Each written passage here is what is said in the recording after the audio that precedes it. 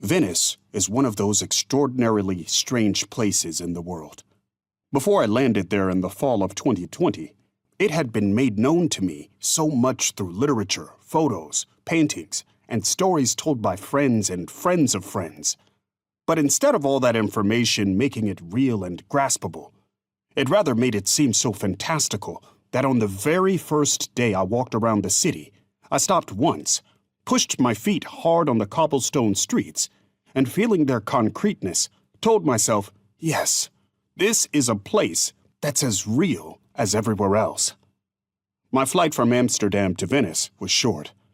Though there had been more people on the plane than the one I'd taken from Detroit to Amsterdam, it was still relatively empty. When we landed, I was surprised at how small Marco Polo Airport was. It was a standard airport, but standard was good for me. It was easy to get my lone bag and find my way outside.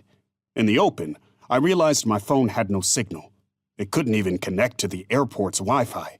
To make matters worse, I didn't speak any Italian, which meant asking for help was going to be difficult. I somehow managed to retain none of the language I'd picked up from the years of watching and reading about AC Milan and following Serie A. Looking around, I didn't see anyone who seemed like a worker or an authority figure, and so, not knowing what to do, not knowing how to get from Marco Polo to the apartment I was supposed to be staying at in the city, I sat on top of my bag in front of the airport and waited. I was waiting for the time to pass, waiting because I was tired and because being in Venice, especially on my first visit, felt strange at the time. I was waiting for something to happen. Nothing in particular, but something. If I had been more religious, I would say I was waiting for a sign.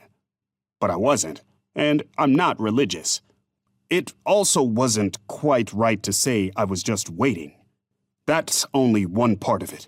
The other part is that I was sitting there, being held in place by the guilt of leaving my parents behind when they needed me the most. They were perfectly within the demographic of older people who were deemed highly vulnerable at the time, and being teachers who were pushed into remote instruction, they were struggling with their day-to-day work while trying to survive from the larger catastrophe. While stuck, I thought about how small Marco Polo Airport was. Its smallness made it feel more welcoming and less intimidating than I had expected.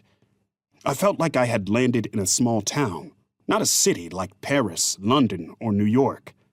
Understandably, because international and local travel was heavily restricted, there weren't too many people around. A few walked in and out of the airport as I sat there. Some glanced at me in passing. Others looked longer. I pretended not to see them.